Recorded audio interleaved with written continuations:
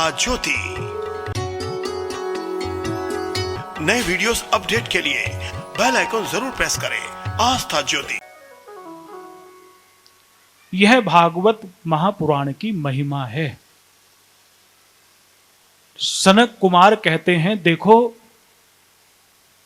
यह इतनी सुंदर कथा है। चित्रकूट में बैठ करके मुनीश्वर सांडिल्य भी इस कथा को गा गा करके ब्रह्मानंद में मग्न हो जाते हैं। यह ऐसी कथा है।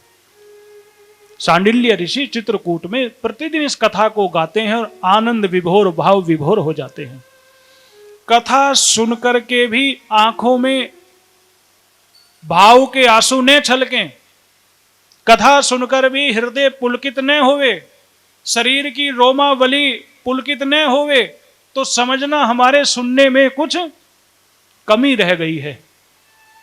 तो उस कमी को ध्यान में रख करके उस कमी को दूर करते हुए कथा सुने, और कथा सुनते सुनते आप भाव विभोर हो जाएं तो समझ लेना कि भगवान ने हम पर कृपा कर दी है। तो सनत कुमार कहते हैं, पहले तो ज्योतिषी को बुला करके मुहूर्त निकालना चाहिए। जैसे विवाह के लिए धन की व्यवस्था की जाती है, ऐसे कथा के लिए धन की व्यवस्था करनी चाहिए। कथा सुनने के लिए 6 महीने अच्छे माने गए हैं: भाद्रपद, आश्विन, कार्तिक, मार्गशीर्ष, आषाढ़ और श्रावण। इन 6 महीनों में विधि पूर्वक मुहूर्त निकाल करके कथा करनी चाहिए। और कथा के लिए ऐसा स्थान चुनना चाहिए जो तीर्थ के समान पवित्र हो। पवित्र स्थान पर, जिसमें ज्यादा शोरगुल न होता हो, जिसमें ज्यादा व्यवधान न होता हो, तो ऐसा स्थान भगवान का मंदिर ही हो सकता है। स्थान का चयन करके फिर कथा की सूचना भेजनी चाहिए। हमारे बुलाने से जो भी लोग कथा सुनने आते हैं, उनकी कथा सुनने से जो पुण्य उन्हें प्राप्त होता है, उसका 10वां हिस्सा हमें भी मिलता है। आपने 10 लोगों को बुलाया और 10 लोगों ने कथा सुनी, तो 100% हिस्सा तो आपको मिल गया, 10-10% करके। तो ये पुण्य बढ़ाने का साधन बताया। और कहें कि आप प्रतिदिन आकर के कथा सुने। यदि आप प्रतिदिन कथा नहीं सुन सकते तो किसी एक दिन आकर के सुने, लेकिन कथा अवश्य सुने। इस प्रकार कथा के लिए स्थान का चयन करना चाहिए। फिर कहा कि कथा का स्थान निश्चित हो गया, कथा की तिथि निश्चित हो गई, अब कथा के वक्ता को भी विचार पूर्वक बुलाना चाहिए। कथा का वक्ता कैसा हो? विरक्तो, वैष्णवो, विप्रो, वेद शास्त्र विशुद्धिकृत, दृष्टांत कुशलो धीरो, वक्ता कार्यो तिनिस्प्रह। पहली जो योग्यता है कथा कहने वाले की, पहली योग्यता है विरक्त हो। धन की जो चाह रखे, ऐसे व्यक्ति के मुख से कथा नहीं सुननी चाहिए। उपदेश भी उसी के मुख से अच्छे लगते हैं जो स्वयं भी उपदेशों का पालन करता हो। व्यासपीठ पर बैठकर हम आपको कहें धन की चिंता त्याग दो, धन की चिंता त्याग दो, और हम खुद धन की चिंता करें, आज कथा में कितने पैसे चढ़े। तो ना कथा कहने का लाभ है, ना कथा सुनने का लाभ है। तो विरक्त होना चाहिए। सुखदेव जी ने देवताओं को अयोग्य जान करके कथा नहीं सुनाई, क्योंकि वो कथा में मोल भाव कर रहे थे। महाराज कितने लोगे, चढ़ावा आधा आधा कर लो, बस चढ़ावा चढ़ावा तुम्हारा है, बाकी सब हमारा है। तो यदि कथा कहने वाले का नियम है कि वह विरक्त हो, कथा सुनने वाले का भी नियम यह है कि वह भी दानी हो। कहने वाला लोभी ना हो और सुनने वाला लालची न हो।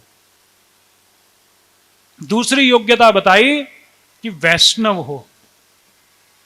वैष्णव भगवान विष्णु के प्रति आस्था रखने वाला हो, नास्तिक ना हो, आस्तिक हो। और तीसरी योग्यता बताए कि ब्राह्मण हो। आज तो धन के लालच में हर कोई कथा करने लगा है। कथा, भागवत कथा कहने का अधिकार केवल ब्राह्मण को है। अब तो स्त्रियां भी कथा करने लगी हैं, महिलाएं भी व्यासपीठ पर बैठ करके कथा कहने लगी हैं। धर्मशास्त्र का वचन है कि यदि स्त्री के मुख से आप कथा सुनते हैं तो आपको पुण्यों के बजाय पाप की प्राप्ति होती है। क्यों? क्योंकि जो कथा के नियम हैं वो स्त्री उन नियमों का पालन कर ही नहीं सकती। आप तो माताएं हैं, आप तो सब जानती हैं। क्या स्त्री हर समय पूजा के योग्य होती है? एक समय ऐसा भी आता है कि वह पूजा करने योग्य नहीं होती, और उसी समय यदि कथा की तारीख निश्चित हो जाए तो वो क्या व्यासपीठ से उतर करके एक तरफ बैठ जाएगी कि अब मैं पूजा नहीं कर पाऊंगी, कथा नहीं सुना पाऊंगी? नहीं। इस संसार में लोग धन के इतने लोभी हो गए हैं कि धन के लोभ में वो धर्म का त्याग कर देते हैं। तो इसका अर्थ यह नहीं कि स्त्री को कथा कहने का अधिकार नहीं है। कथा कह सकती है, अपने परिवार को सुना सकती है, अपने बच्चों को सुना सकती है। कथा सुनाने का अधिकार अपने बालकों को है, अपनी संतति को है। लेकिन व्यास पीठ पर बैठ करके स्त्री कथा करे तो बहुत बड़ा दोष माना गया है। और ऐसे जो कथा सुने वो भी कम दोषी नहीं है, वो उससे भी बड़े दोषी माने गए हैं। धर्मशास्त्रों में बार बार एक बात कही गई है कि स्त्री को व्यास आसन पर बैठ करके कथा कहने का अधिकार नहीं है। अच्छा, इसको क्या कहते हैं? इस पीठ को क्या कहते हैं? व्यास पीठ। व्यास शब्द पुल्लिंग है या स्त्रीलिंग? बोलो। व्यास से आपको आदमी समझ में आ रहा है या औरत समझ में आ रही है? तो व्यास पीठ पर यदि पुरुष बैठे तो व्यास पीठ, और यदि स्त्री बैठे तो व्यासी पीठ होना चाहिए। कोई कहता है कि व्यासी जी आ गई, व्यासी जी आ गई, कहेगा कोई? नहीं। यजमान शब्द आपने सुना होगा, यजमाननी सुना है कभी? क्यों नहीं सुना है? क्योंकि यजमाननी शब्द है ही नहीं। कोई मुझे लिखा हुआ दिखा दे किसी धर्म ग्रंथ में कि यजमाननी आए और पंडित जी के धागा बांधे, कहीं लिखा है ऐसा? क्योंकि पुरुष के साथ ही स्त्री की पूजा है।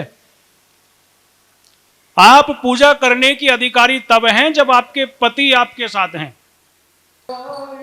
सूर्य नारायण नारायण नारायण सूर्य,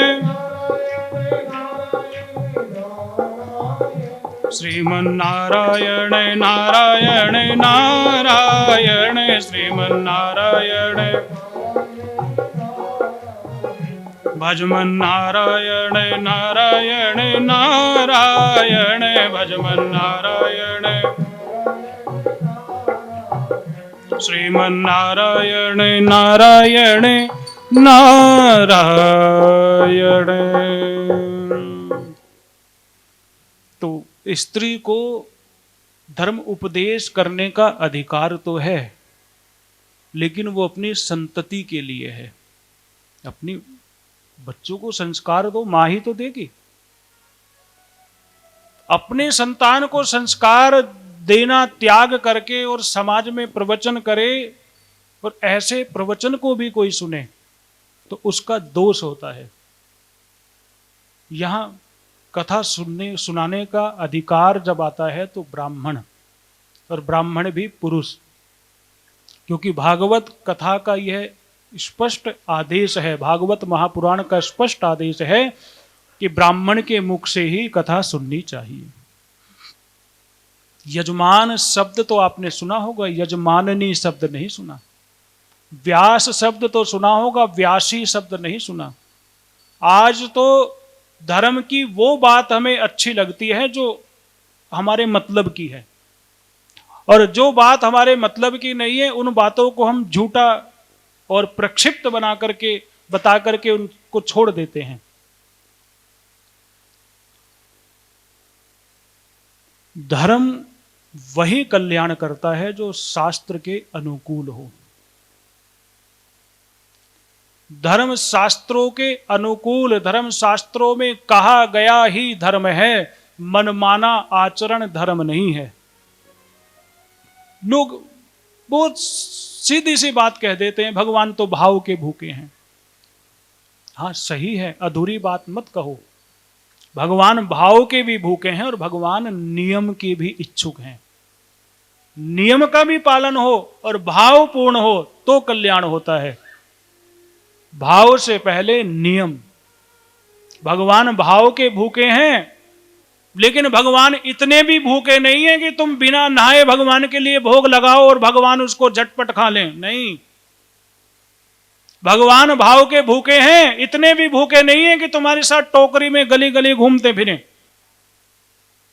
भगवान भाव के भूखे तो हैं, लेकिन इतने भी भूखे नहीं है कि भगवान को आप जो मर्जी चढ़ा दे, जो मर्जी खिला दे, जो मर्जी भगवान के ऊपर डाल दे और भगवान उसको स्वीकार कर ले। नहीं, भाव के साथ साथ नियम भी आवश्यक है। जो कथा तारने की क्षमता रखती है वो कथा मारने की भी क्षमता रखती है। नियम से कोई काम करोगे तो कल्याण होगा, और नियम से बाहर होकर के कोई काम करोगे तो उसमें आपका अहित होगा। तो कहा कि विरक्त हो, वैष्णव हो, ब्राह्मण हो, और ब्राह्मण भी कैसा हो? जो वेद शास्त्रों को जानने वाला हो।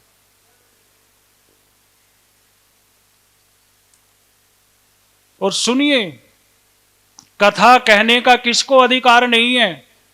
जो ब्राह्मण तो है लेकिन अनेक धर्मों में पड़ा हुआ है। कभी साईं बाबा की कथा सुना देता है, कभी किसी और संप्रदाय के भजन सुना देता है। नहीं, ब्राह्मण हो तो अपने धर्म का पालन करने वाला हो। सनातन धर्म में 5 देवता के अतिरिक्त छठे देवता की पूजा करने का अधिकार नहीं है। ध्यान से सुन लो। वो 5 देवता कौन कौन से हैं? पहले हैं भगवान गणेश जी, दूसरे हैं भगवान सूर्य नारायण जी, तीसरे हैं भगवान विष्णु जी, चौथे हैं भगवान शिव जी, और 5वीं है भगवती जगदम्बा, जिन्हें दुर्गा, काली, राधा, सरस्वती कहते हैं। ये 5 के अलावा छठी किसी भी व्यक्ति विशेष की आप पूजा करेंगे तो आप सनातन धर्मी नहीं हैं। आज इस देश का पतन क्यों हो रहा है? आज हम सनातन धर्मी क्यों दुखी हैं? क्योंकि हम यह जानते ही नहीं हमें किसकी पूजा करनी है, किसको नमस्कार करना है। सभी के पैरों में जाकर के गिर जाते हैं, सभी को गुरु मान लेते हैं। शास्त्र कहता है कि अपूजनीयों की जहां पूजा होती है और पूजनीय की जहां उपेक्षा होती है। जिनकी पूजा करनी चाहिए उन्हीं की पूजा करें, जिनकी पूजा नहीं करनी चाहिए उनकी पूजा कभी भी नहीं करें। तो आपको यदि किसी देवता के आगे माथा टेकना है तो पहले इस कसौटी पर उस देवता को परख लो कि वो 5 देवता में किस देवता की श्रेणी में आता है। वो गणपति के अवतार हैं, वो सूर्य के अवतार हैं, वो विष्णु जी के अवतार हैं, वो शिव के अवतार हैं, या दुर्गा के अवतार हैं। यदि इन 5 में से किसी एक देवता के वो अवतार हैं तो खूब माथा रगड़ो, कल्याण होगा। लेकिन यह तो ना तो वो शिव जी का अवतार है, ना विष्णु का अवतार है, ना दुर्गा का अवतार है, ना सूर्य का अवतार है, ना श्री गणेश जी का अवतार है। वहां यदि माथा रगड़ोगे तो माथे पर निशान पड़ जाएंगे, और वो निशान जन्म जन्मांतर तक तुम्हारे माथे पर लिखे रहेंगे कि ये सनातन धर्मी नहीं है। ध्यान देना इस बात को। जब भगवान देंगे तो घर बैठे दे देंगे, और जब भगवान नहीं देंगे तो किसी पीर पर चले जाओ, किसी मजार पर चले जाओ, किसी महात्मा के दरवाजे पर चले जाओ, आपकी झोली खाली थी, खाली ही रहेगी। तो ये मत सोचो कि मैं वहां चली गई तो वहां से मुझे ये मिल गया। अरे तो वहां नहीं भी जाती तो भी तुझे मिलता। वो तो तेरी परख करने के लिए भगवान ने तेरी बुद्धि फेर दी। ऐसे बहुत लोग हैं जिनके पास कुछ नहीं है तो भी वो अपने इष्ट की ही शरण में रहते हैं। अरे हर देगा तो घर देगा, और घर को पूरा भर देगा। तो केवल केवल केवल इन 5 देवता की उपासना करनी है, छठे देवता की तरफ हमें जाना नहीं है। कोई कितना भी कहे बड़ा चमत्कार है, कोई कितना भी कहे, नहीं, हम चमत्कार को नमस्कार करने वाले नहीं हैं, हम तो धर्म शास्त्रों को नमस्कार करने वाले हैं। बोलो सच्चिदानंद भगवान की। तो ऐसे व्यक्ति को कथा व्यास नहीं बनाना चाहिए जो अनेक धर्मों में उलझा हुआ हो। जो स्त्री लंपट हो, पाखंड का प्रचारक हो, ऐसे व्यक्ति को कभी व्यासपीठ पर नहीं बिठाना चाहिए। कथा सुनने वाले के नियम हैं। कथा सुनते समय एक समय भोजन किया जाए, क्षोर कर्म करके कथा आरंभ की जाए और कथा समाप्ति तक क्षोर कर्म न किया जाए। दाढ़ी आदि जो बनाई जाए वो कथा से पहले दिन बना ली जाए। अब तो नए नए लोगों को शौक चढ़े हैं बाल बढ़ाने, और बाल लंबे लंबे, और रोज नहीं, शास्त्र में मना है इस चीज को। कथा सुनाने वाले के लिए नियम है, वो नाखून भी नहीं काट सकता अपने। दाढ़ी मूछ की तो बहुत बड़ी बात है। क्या कहें, अब आप कहोगे पंडित जी कथा के अलावा सब कुछ सुना रहे हैं। आज सोशल मीडिया पर लोग बहुत धर्म धर्म चिल्लाते हैं, लेकिन धर्म का उन्हें तक नहीं मालूम है। हम लोग खूब नाई के पास जाते हैं, पुरुष लोग दाढ़ी बनवाने के लिए। मेरी आयु तो यहां बैठे हुए लोगों से कम है। दाढ़ी से पता चल जाता था ये हिंदू है या, बोलो। वो जो आपको कहता है ना, यहां से कर दूं क्या, इसे कर दूं क्या, इसे कर दूं क्या, अरे हिंदुओं के लिए निषेध है ये। उसको क्या कहते हैं जो यहां से कराते हैं, पता है? खत। क्या कहते हैं उसको, बोलो।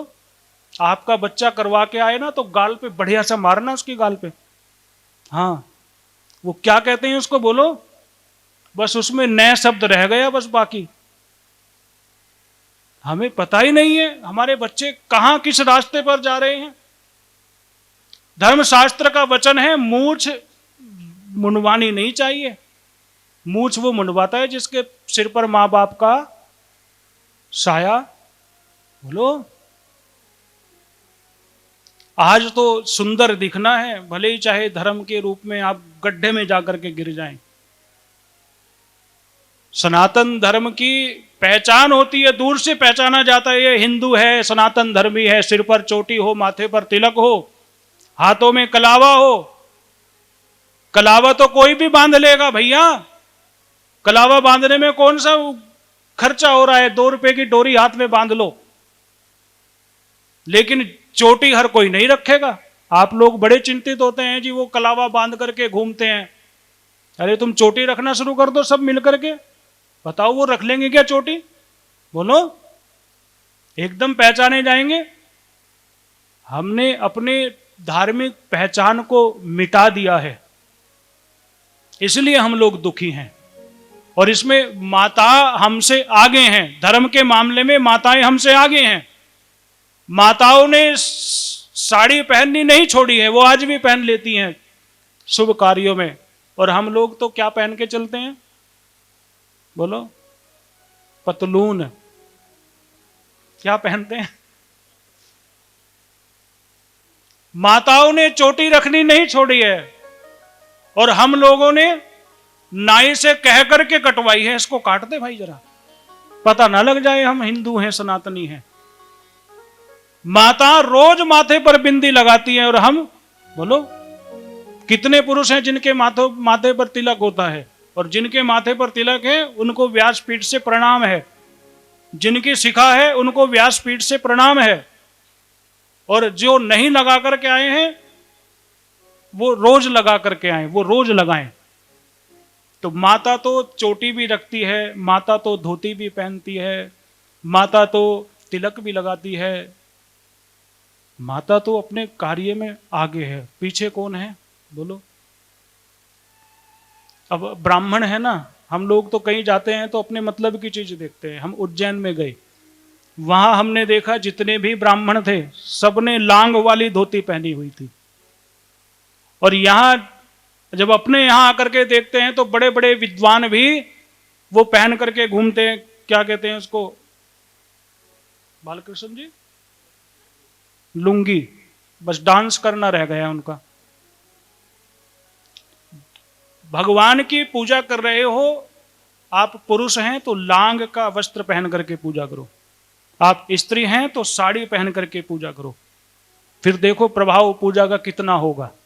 आप पुरुष हैं तो माथे पर चंदन तिलक लगा करके, शिखा को बांध करके, अब लोग चोटी तो रखने लगे हैं, देख करके लगता है कि चोटी रखते हैं, लेकिन वो चोटी खुली रखते हैं। खुली चोटी रखना भी दोषपूर्ण माना गया है। स्त्री के बाल खुले हुए नहीं होने चाहिए, पुरुष की चोटी में गांठ होनी चाहिए। स्त्री की चोटी बाल बंधे हुए होने चाहिए। ये कुछ धर्म शास्त्र की मर्यादा है। बोलो सच्चिदानंद भगवान की, राधा कृष्ण भगवान की।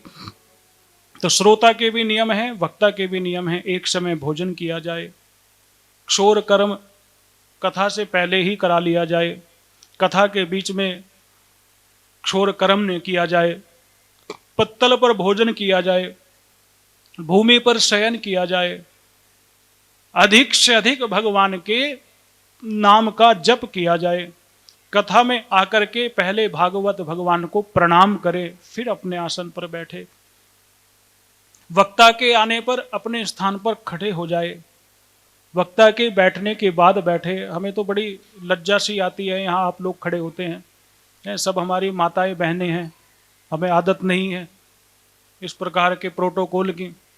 जब आप लोग खड़े होते हैं तो हमें बड़ी शर्म आती है, लो हमारी माताएं खड़ी हैं, तो यहाँ तो आप चाहे बैठे रहें, हमें कोई दिक्कत नहीं है, लेकिन कहीं यदि कथा सुनने जाएं तो इन नियमों का पालन करें।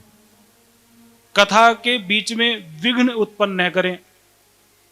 कथा खुद भी ध्यान से सुने और दूसरे का ध्यान लगा रहे, ऐसे अपने से प्रयास करें। ये कुछ नियम बताए कथा के, जो नियमों का पालन करता है वह निश्चय ही भागवत कथा के श्रवण के फल को पाता है। अब सनत कुमार जी कथा सुना रहे थे, वहां कथा के बीच में श्री सुखदेव जी का आगमन हो गया।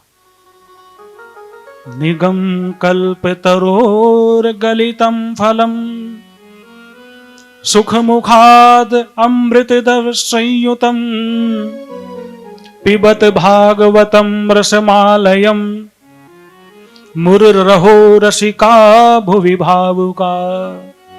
सुखदेव जी आए, सबने सम्मान किया, आसन पर बिठाया और सुखदेव जी कहने लगे, निगम कल्प तरोर गलितम फलम, कि यह जो भागवत महापुराण है वेद का पका हुआ फल है और सुखदेव के द्वारा झूठा है।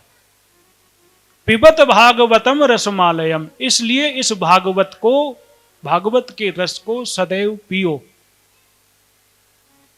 बार बार पियो, मुहर रहो, बार बार पियो, क्योंकि यह रस इतनी आसानी से मिलने वाला नहीं है।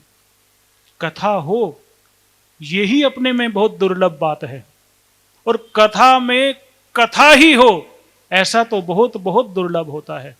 तो कहीं कथा सुनने का अवसर मिले तो उस अवसर को अपने हाथों से जाने नहीं देना है, क्योंकि यह कथा दो ही लोगों को प्राप्त होती है, एक रसिक को, एक भावुक को। इस कथा के अधिकारी दो ही हैं, रसिक और भावुक। तो उसे मुहर मुहर बार बार पीनी चाहिए। किसी ने पूछा महाराज कब तक पीनी चाहिए? कहने लगे आलयम, जब तक लय न हो जाए, जब तक है जी। बोलो, कह दो, यहां तो कहने में कोई बात नहीं है, हम तो दूसरे रूप में कह रहे हैं। जब तक है जी, जी भर के, और जब नहीं रहेगा जी तो कौन कहेगा? तो ये भागवत रूपी अमृत बार बार बार बार तब तक पीना चाहिए जब तक प्राणांत न हो जाए, लय न हो जाए, मृत्यु को प्राप्त न हो जाए, क्योंकि यह भागवत इसी लोक में सुलभ है। इस प्रकार वह सुखदेव जी कहने लगे कि यह जो भागवत है यह पुराणों का तिलक है, यह भागवत भगवान के भक्तों का धन है। और इस भागवत में विशुद्ध ज्ञान का ही वर्णन किया गया है। ज्ञान, वैराग्य, भक्ति सहित निवृत्ति मार्ग को प्रकाशित किया गया है। जो इस कथा को सुनता है, जो इस कथा को पढ़ता है और जो इस कथा का चिंतन करता है वह मुक्त हो जाता है। स्वर्गे सत्ये च कैलासे वैकुंठे नास्त्यं रसः अतः पिबन्तु सद्भाग्या मा मुंचत कहिर्चितः। कि यह जो रस है यह न स्वर्ग में मिलेगा, न सत्यलोक में मिलेगा, न कैलाश में मिलेगा, और तो और यह रस वैकुंठ में भी नहीं मिलेगा। इसलिए भाग्यवान श्रोताओं, तुम इस रस का खूब पान करो, इसे कभी मत छोड़ो, इसे कभी मत छोड़ो। ये कौन कह रहे हैं? यह सुखदेव जी कह रहे हैं। सूत जी कहते हैं, सुखदेव जी इतनी बात कह ही रहे थे कि तभी वहां भगवान के परम भक्त परम भागवतों का आगमन होता है। प्रहलाद, बलि, उद्धव, अर्जुन आदि पार्षदों के साथ वहां प्रहलाद, बलि, उद्धव आदि वहां आते हैं और उनके साथ भगवान श्री हरि का प्राकट्य होता है। बोलो श्री हरि विष्णु भगवान की। भगवान वहां प्रकट हो जाते हैं। भागवत का वचन है, जहां कथा होती है वहां भगवान को आना पड़ता है। मद भक्त्या यत्र गायन्ति तत्र तिष्ठामि। मैं वहां रहता हूं, भगवान कह रहे हैं। राम कथा हो तो हनुमान जी किसी ना किसी रूप में आते ही हैं। भागवत कथा हो, भगवान श्री हरि किसी ना किसी रूप में आते ही हैं। कभी नर रूप में आ जाते हैं, कभी नारायण रूप में आ जाते हैं। भगवान जैसे ही प्रकट हुए तो सब लोग भगवान को उठ करके प्रणाम करते हैं। कोई दंडवत प्रणाम करता है, कोई भगवान को देख करके भाव विभोर हो जाता है, विभोर होकर के खो जाता है, भगवान को प्रणाम भी नहीं कर पाता, आंखों से आंसू झरने लगते हैं। इस प्रकार सब जब भाव विभोर हो जाते हैं, सब भगवान का जयकारा लगाते हैं। बोलो नारायण भगवान की। भगवान नारायण को देख करके भक्त नृत्य करते हुए भगवान का नाम संकीर्तन करने लगते हैं। प्रहलाद जी तालधारी हो जाते हैं और उद्धव जी, प्रहलाद जी करताल बजाने लगते हैं, उद्धव जी झांझे बजाने लगते हैं, नारद जी वीणा बजाने लगते हैं और अर्जुन राग लगाने लगते हैं। सनकादिक बीच बीच में जयघोष करने लगते हैं और सभी मिलकर के भगवान का संकीर्तन करने लगते हैं। कहने लगते हैं, श्री कृष्ण गोविंदे हरे मुरारी, हे नाथ नारायण वासुदेव। श्री कृष्ण सेवा करते हुए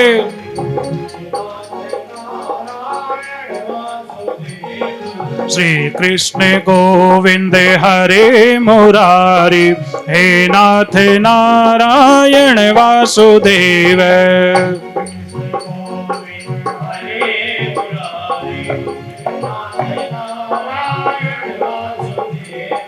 हे नाथ नारायण वासुदेव।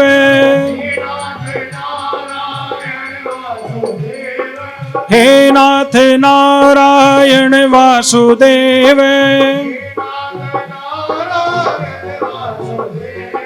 हे नाथ नारायण वासुदेव। श्री कृष्ण गोविंद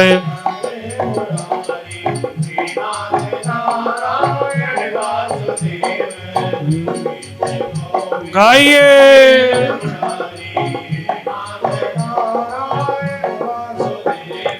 हरे राम राम राम हरे हरे। भाव से हरे कृष्ण कृष्ण कृष्ण हरे हरे। हरे राम राम राम हरे हरे। हरे कृष्ण कृष्ण कृष्ण हरे हरे। भाव से हरे राम राम राम हरे हरे। हरे कृष्ण कृष्ण कृष्ण हरे हरे। कृष्ण कृष्ण हरे हरे राम राम हरे हरे। कृष्ण कृष्ण हरे हरे राम राम हरे हरे। कृष्ण कृष्ण हरे हरे राम राम हरे हरे। कृष्ण कृष्ण हरे हरे राम राम हरे हरे राम राम हरे हरे कृष्ण कृष्ण हरे हरे राम राम हरे हरे कृष्ण कृष्ण हरे हरे कृष्ण कृष्ण हरे हरे राम राम हरे हरे कृष्ण कृष्ण हरे हरे राम राम हरे हरे राम राम हरे हरे कृष्ण कृष्ण हरे हरे राम राम हरे हरे कृष्ण कृष्ण हरे हरे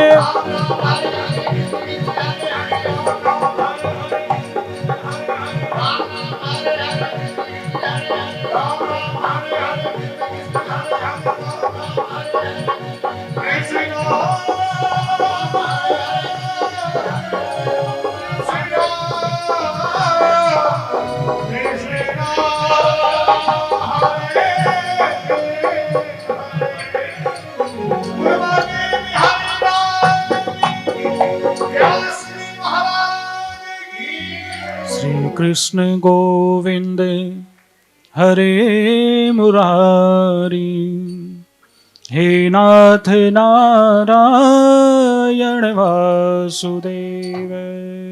भगवान के सम्मुख जितना भाव हो पूर्ण होकर के कीर्तन करोगे, जितने भावपूर्ण होकर के नृत्य करोगे। कुछ लोग भगवान की कथाओं में नृत्य करने पर बड़ी आलोचना करते हैं। वो वास्तव में भक्ति मार्ग को जानते नहीं हैं। भक्ति मार्ग में गायन का भी महत्व है, वादन का भी महत्व है और नृत्य का भी महत्व है। भागवत भगवान में कहा है, ननर्त मध्ये त्रिकमेव तत्र भक्त्यादिकानाम नटवत सुतेजसाम अलौकिकम कीर्तमेक्ष दीक्ष्य है हरि प्रसन्नोपि वचो ब्रवीचित। भक्ति महारानी नृत्य करने लगी, प्रहलाद करताल बजाने लगे, उद्धव जी कांसे का पात्र लेकर के बजाने लगे, नारद जी के पास वीणा थी, वो वीणा बजाने लगे, अर्जुन राग अलापने लगे और इंद्र मृदंग बजाने लगे।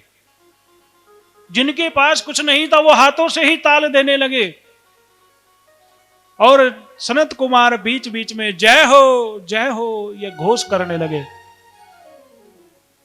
इस प्रकार जब सब लोग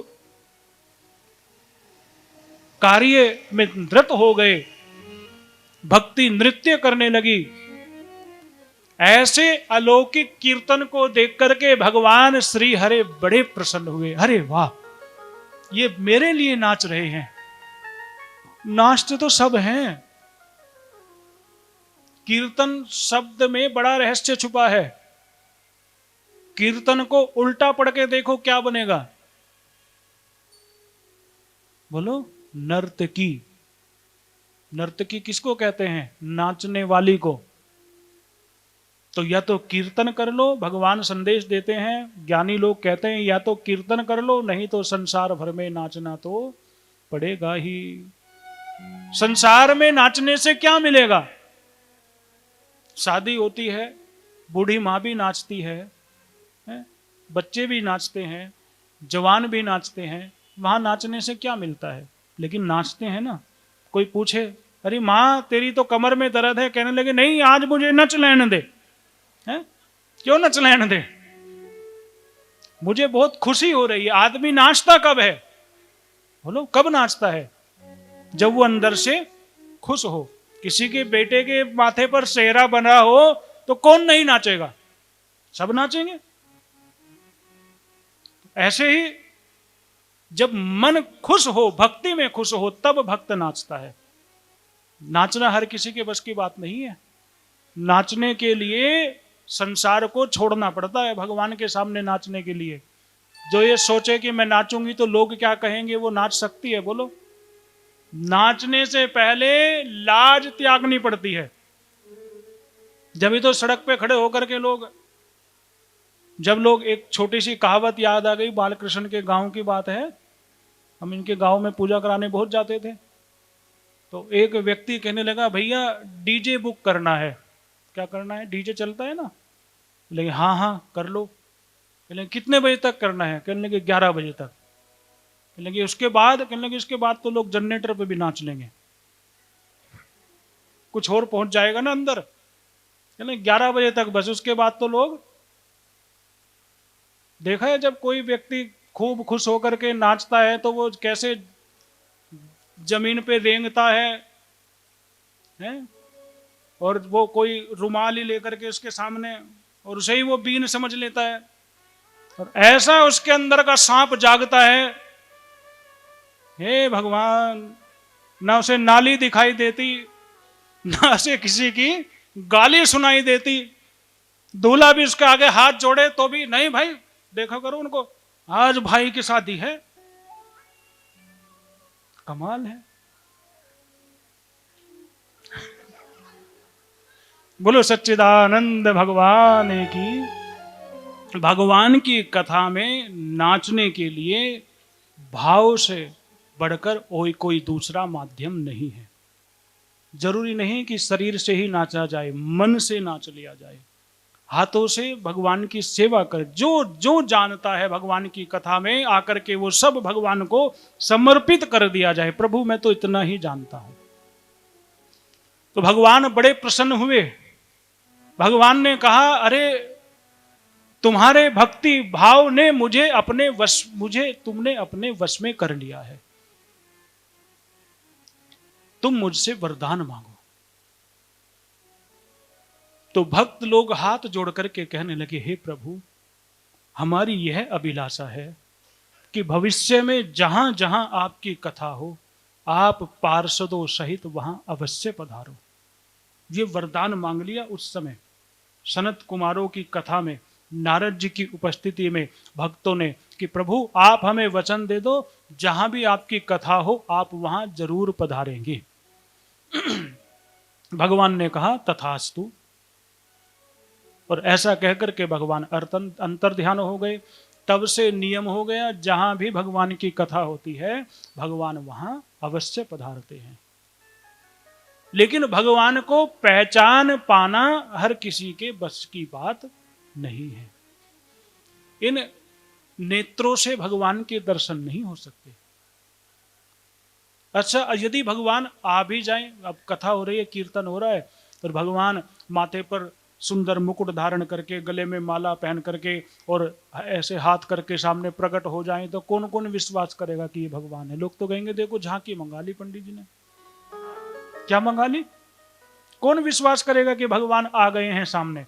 आ भी जाएंगे तो भी लोग विश्वास नहीं करेंगे।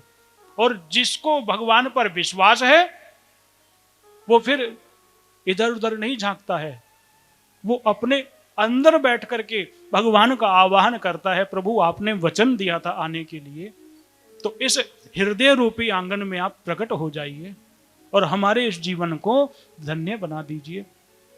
और ऐसी कोई कथा नहीं है कि किसी कथा में भक्त ने भगवान को पुकारा हो और भगवान उसके हृदय में प्रकट नहीं हुए हो। यदि ये कथाएं अपने फल को न देती तो आज तक ये कथाएं होती क्यों? अनादि काल से भगवान की कथाएं होती आ रही हैं, तो इसका कुछ फल है, जब ही तो हो रही हैं। नहीं तो बड़े बड़े सेठ लाखों करोड़ रुपए कथा में खर्च करके क्यों कथा कराते? उनको लाभ मिलता है इसलिए वो कथा कराते हैं। तो इस प्रकार भगवान की यह कथा हुई। तो सोनक जी ने सूत जी से पूछा, ये कथा कब कब हुई? तो सूत जी कहते हैं कि श्री कृष्ण के अपने धाम में जाने के बाद कलयुग के जब 30 वर्ष बीत गए, तब भाद्रपद मास की 9वीं तिथि को सुखदेव जी ने कथा आरंभ की थी, जो सुखदेव जी ने परीक्षित जी को सुनाई थी। भगवान के धाम में जाने के 30 वर्ष बाद राजा परीक्षित के कथा सुनने के 200 वर्ष के बाद आषाढ़ मास के शुक्ल पक्ष की 9वीं तिथि को गोकर्ण जी ने कथा सुनाई थी। उसके 30 वर्ष बीत जाने के बाद कार्तिक शुक्ल पक्ष की 9वीं तिथि में सनकादिकों ने नारद जी को कथा सुनाई थी। यह जो भागवत कथा है, यह भव रोग की रामबाण औषधि है। संसार के जितने भी रोग हैं, संसार के रोग क्या हैं? 3 मुख्य रोग कहे हैं। पहला है काम, दूसरा है क्रोध और तीसरा है लोभ। ये 3 जो रोग हैं, इन तीनों रोगों की एक ही औषधि है भगवान की कथा, भागवत कथा। इसलिए इस कथा को बड़े आदर से सुनना चाहिए। यमदूत यमराज जी से कहते हैं कि हमें किसको पकड़कर लाना है, किसको पकड़कर नहीं लाना है, हमें बताइए।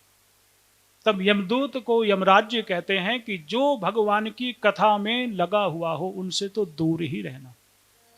जो भगवान की कथा सुने उनको लेने मत जाना, आसपास भी मत फटकना, क्योंकि उनको छूने का भी तुम्हें अधिकार नहीं है। पकड़ने की तो बहुत बड़ी बात है। मैं औरों को दंड देने की शक्ति रखता हूं, लेकिन भगवान के भक्तों को दंड देने की शक्ति मुझ में भी नहीं है। इस कथा के कान में पड़ते ही जीव की मुक्ति हो जाती है। इस बात का जो प्रत्यक्ष प्रमाण है वह राजा परीक्षित हैं। इसलिए नित्य प्रति भागवत के 12 स्कंद का पाठ करना चाहिए। बोलो भागवत भगवान की, सच्चिदानंद भगवान। हमारे साथ एक बहुत बड़ी समस्या है। लोग आगे आगे चलते हैं, हम पीछे पीछे चलते हैं। कथा का आज दूसरा दिन है और हम कथा सुना रहे हैं, बोलो, पहले दिन की। फिर भी भगवान से प्रार्थना करते हैं, प्रभु हम पर भी कृपा करो, हमें भी वह सामर्थ्य दो कि हम भी विधि पूर्वक भगवान की कथा सुना सकें। कोशिश ये करते हैं कि जो भी सुनाए ऐसा सुना दें कि हमारी बुद्धि में वह बात बैठ जाए, भले ही चाहे एक एक बात को बार बार दोहराना पड़े। मेरे मन में तो भगवान के प्रति अपनी दशा को देख करके एक ही बात याद आती है, मेरी धीमी है चाल और पथ है विशाल, रास्ते में मुसीबत है अब तू संभाल, रास्ते में मुसीबत है अब तू संभाल, पाँव मेरे थके हैं चले ना चले,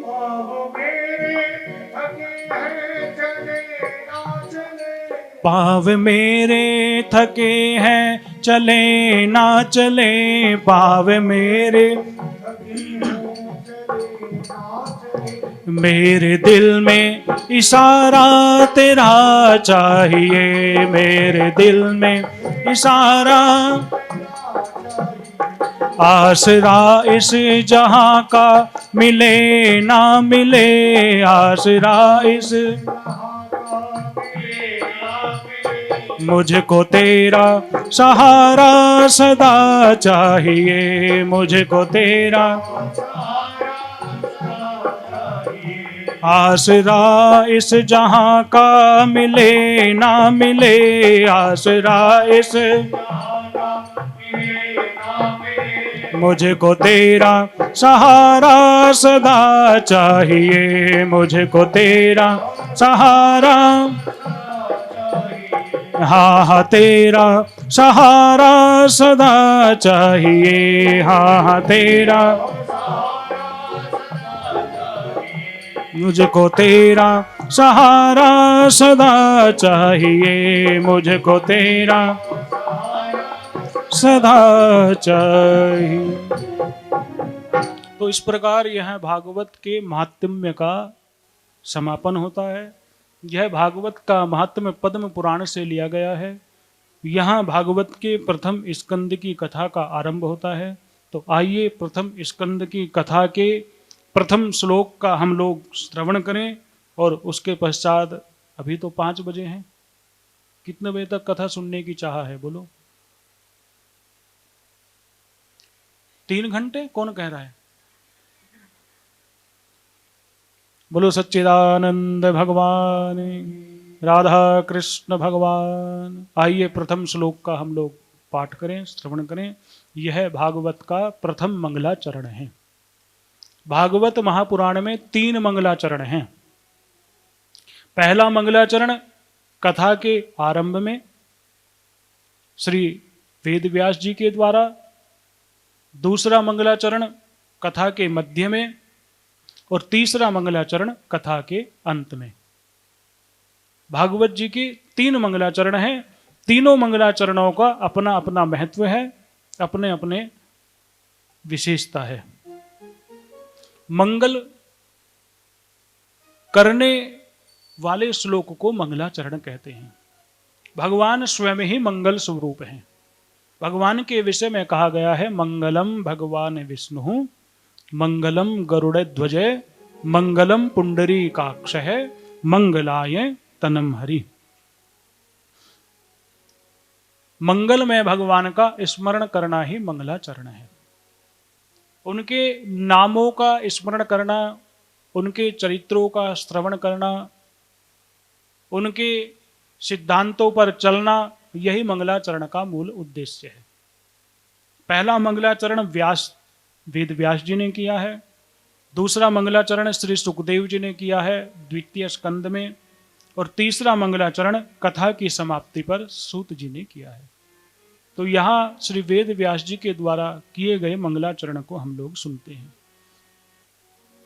जन्माद्यस्य यतोऽन्वयादितरतस् चार्थेष्वभिज्ञेश्वराट् तेने ब्रह्म हृदयाय आदि कवये मुह्यन्ति यत् सूरये तेजो वारिमृदां यथा विनिमयो यत् त्रिसर्गो मृषा धाम्ना स्वेन सदा निरस्तकुहकं सत्यं परं धीमहि।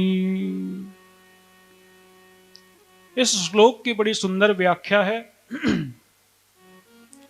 जन्माद्यस्य यतोऽन्वयादितरतश्चार्थेष्वभिज्ञेश्वराट्, जिनसे इस जगत की सृष्टि, स्थिति और प्रलय होते हैं, क्योंकि वह सभी सदरूप पदार्थों में अनुगत हैं और असत पदार्थों से पृथक हैं, जड़ नहीं चेतन है, परतंत्र नहीं स्वयं प्रकाश हैं, जो ब्रह्मा अथवा हिरण्यगर्भ नहीं, प्रत्युत उन्हें अपने संकल्प से ही जिसने उस वेद ज्ञान का दान किया है, जिसके संबंध में बड़े बड़े विद्वान भी मोहित हो जाते हैं। जैसे तेजो में सूर्य रश्मियों में जल का, जल में स्थल का और स्थल में जल का भ्रम होता है, वैसे ही जिसमें यह त्रिगुणमयी जागृत स्वप्न सुषुप्ति रूपा सृष्टि मिथ्या होने पर भी अधिष्ठान सत्ता से सत्यवत प्रतीत होती है, उस अपनी स्वयं प्रकाश ज्योति से सर्वदा सर्वथा माया और माया कार्य से पूर्णतः मुक्त रहने वाले परम सत्य स्वरूप परमात्मा का हम ध्यान करते हैं। कल बताया कि यह जो भागवत है, यह भागवत गायत्री है। जिन लोगों को, जिन व्यक्तियों को गायत्री मंत्र का अधिकार नहीं है, जो जप के अधिकारी नहीं हैं और वो गायत्री मंत्र के फल को चाहते हैं, उन्हें भागवत के कथा, भागवत महापुराण के श्लोकों का श्रवण करना चाहिए, पाठ करना चाहिए। उन्हें गायत्री मंत्र का ही फल मिल जाता है। गायत्री के पद के अंत में यह कहा गया है, गायत्री का अर्थ यह है कि वह परमपिता परमेश्वर हमारी बुद्धि को प्रकाशित करे, प्रचोदयात्।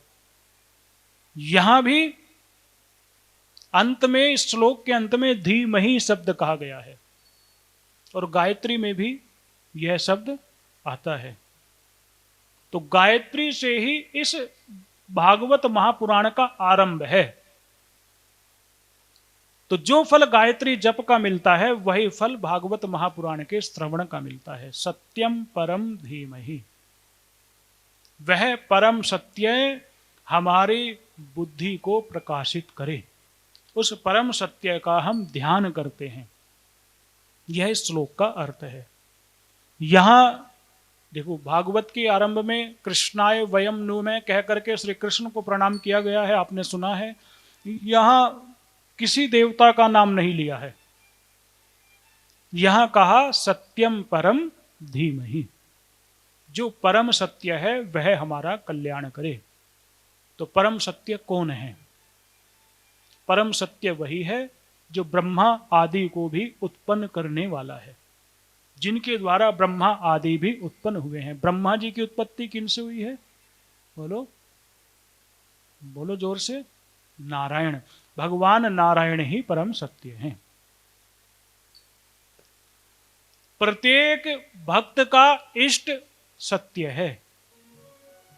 शिव नारायण है, नारायण शिव हैं। भगवती भगवान शिव हैं, भगवान भगवती रूप हैं। जो सूर्य है वही भगवान नारायण हैं, जो गणपति हैं वही भगवान शिव हैं। ये जो पांच देवता हैं ये पांच होकर भी एक ही हैं। एको हम बहुश्याम, मैं एक होकर भी अनेक में विभक्त हूं, और जो अनेक दिखाई दे रहे हैं वो सब मैं ही हूं। एको हम द्वितीयो नासति, मैं एक ही हूं, कोई दूसरा नहीं है। जिसको यह बात ज्ञात हो जाए कि उसका इष्ट झूठा नहीं सच्चा है, तो फिर उसे किसी वस्तु की कोई आवश्यकता नहीं रहती, कोई कमी नहीं रहती।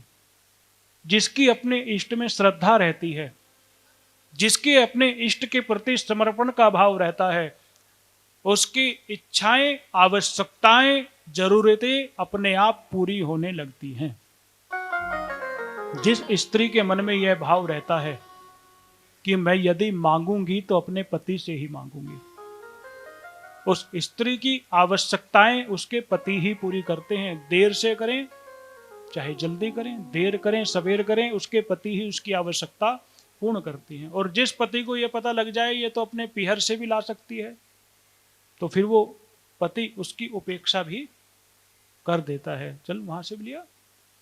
तो अपने इष्ट के प्रति समर्पण का भाव होना चाहिए। हमारे इष्ट सत्य हैं, यह मन में भाव होना चाहिए। इसलिए कहा है सत्यम परम धीमहि। कोई आपसे पूछे आपके राम कैसे हैं, तो आप कहना हमारे राम सत्य हैं। कोई आपसे पूछे आपके कृष्ण कैसे हैं, तो आप कहेंगे हमारे कृष्ण। भगवती दुर्गा कैसी है, भगवान शिव कैसे हैं, हनुमान जी कैसे हैं। पंच देवोपासना में पांचों देवता को सत्य स्वरूप ही माना गया है, पांचों देवता ही सत्य हैं। इसलिए सत्यम परम धीमहि कह करके भागवत के प्रथम श्लोक के द्वारा परम पिता परमेश्वर को प्रणाम किया गया है। बोलो भागवत भगवान की, सच्चिदानंद भगवान। दूसरे श्लोक में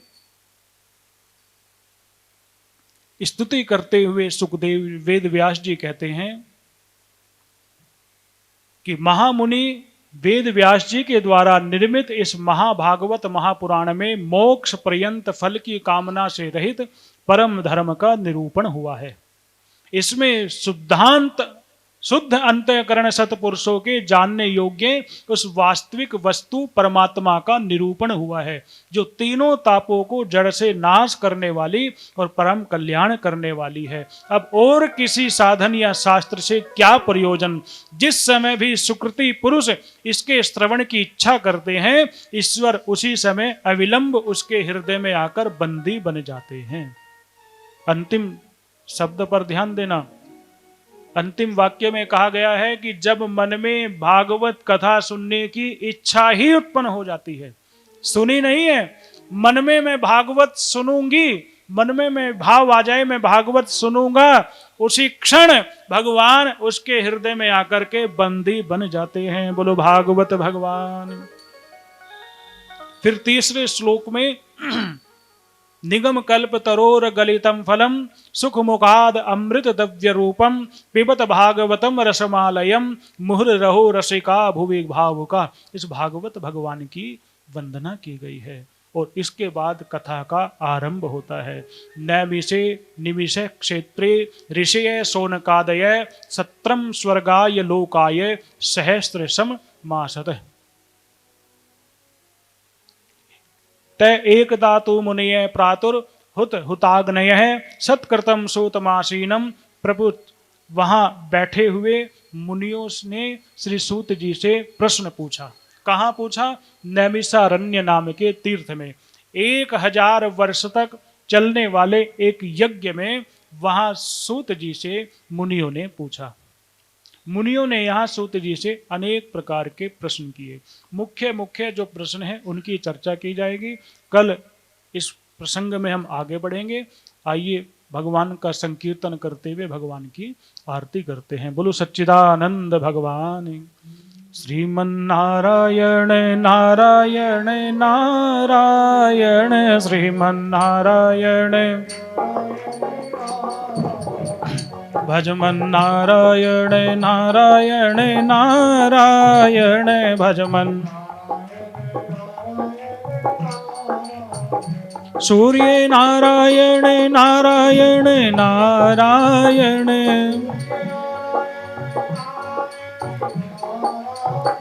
सत्य नारायण नारायण नारायण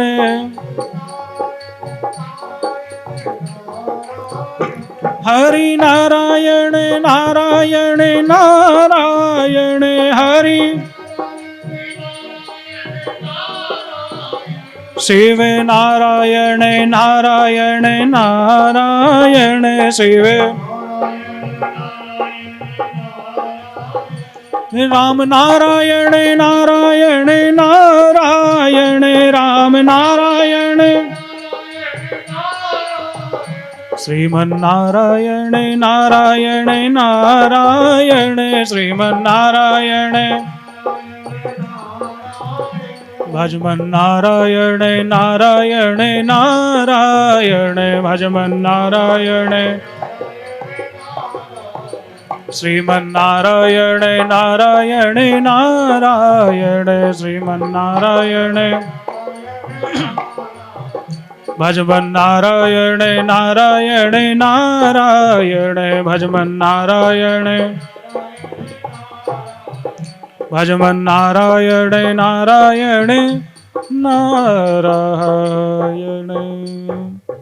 चंद्रमा मनसो जात चक्षोः सूर्यो अजायते श्रोताद्वायुश्च प्राणश्च मुखादग्निरजायते।